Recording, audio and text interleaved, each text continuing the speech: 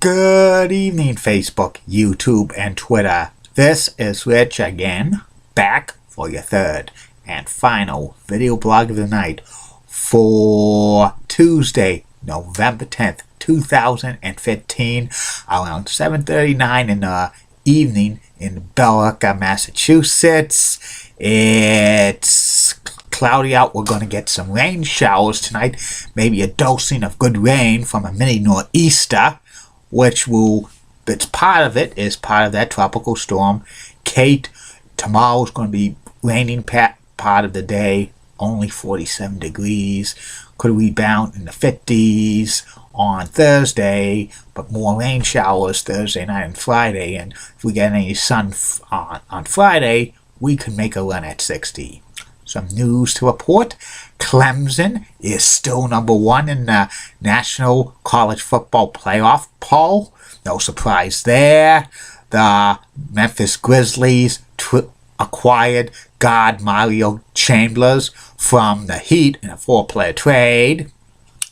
The state of Massachusetts is looking into considering moving from the Eastern time zone to the Atlantic time zone.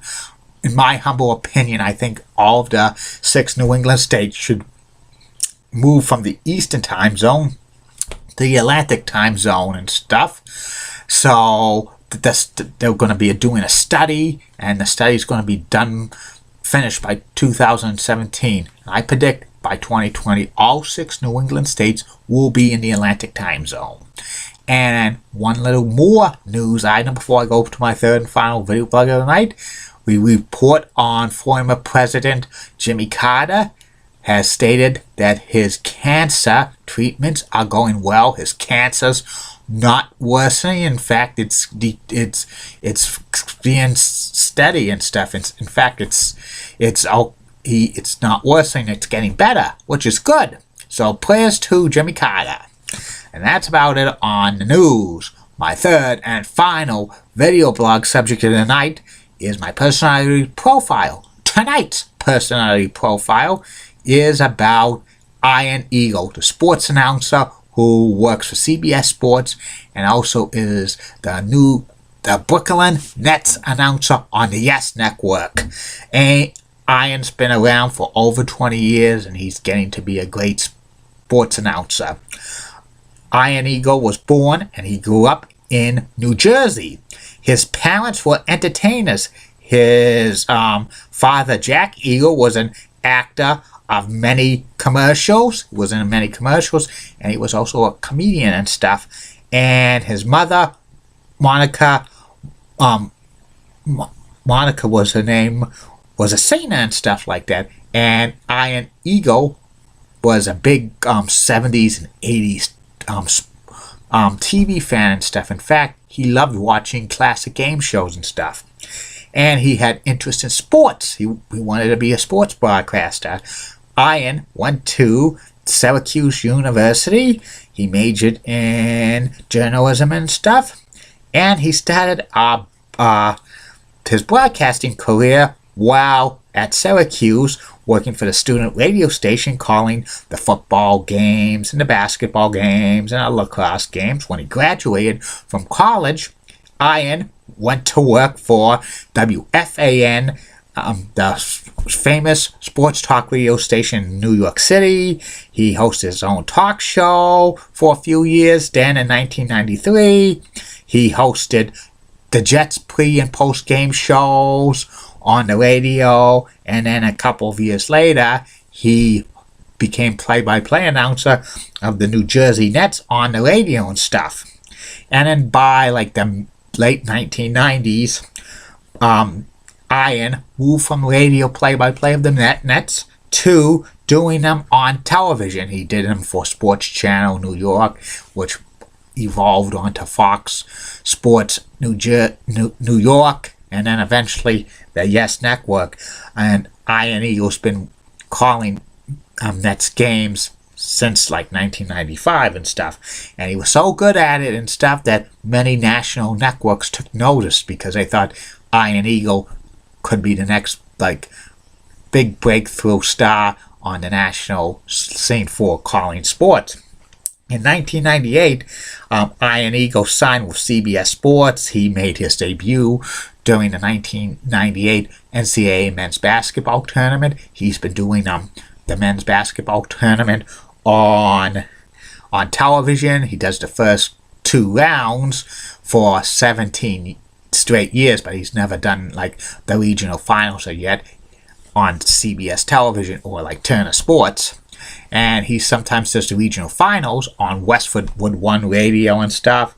He's also like called U.S. Open Tennis. He's called NCAA Track and Field Championships. And he's called NFL games. He's worked with a variety of partners, including Mark May and Solomon Wilcox and Wilcox. And he currently works with Dan Phelps.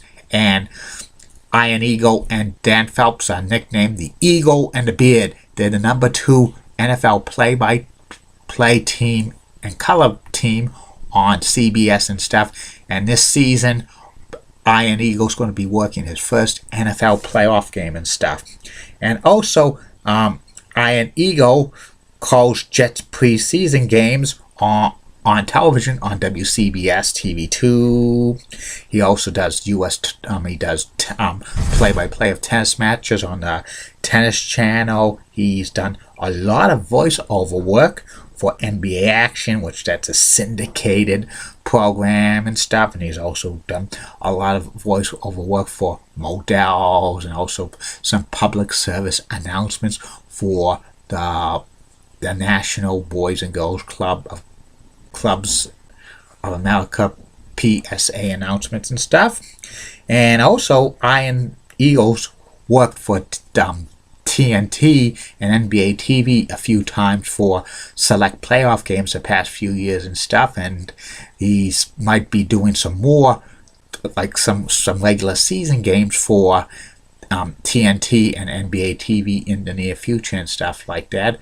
And a lot of people says probably in the next 5 to 10 years, Ian Eagle's probably going to be the number 2 play-by-play announcer for CBS Sports and stuff. He might get to do a regional finals and stuff for like CBS and Turner when like Vern Lundquist ever retires. And also there's talk that he might call the Masters and the PGA Championship. We'll wait and see about that.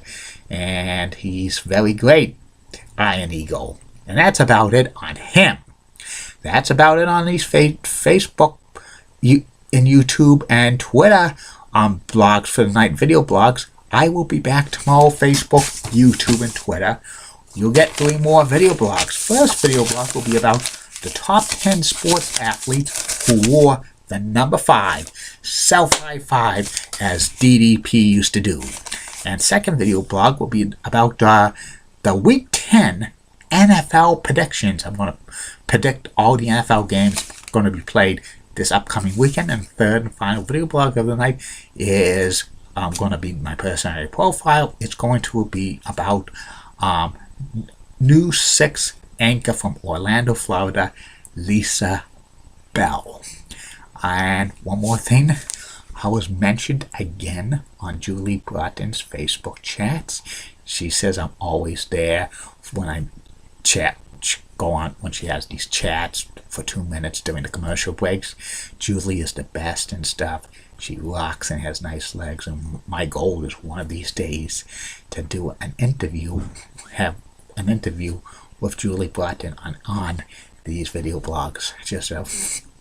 It would be awesome. And also Molly Rose rocks and has nice legs.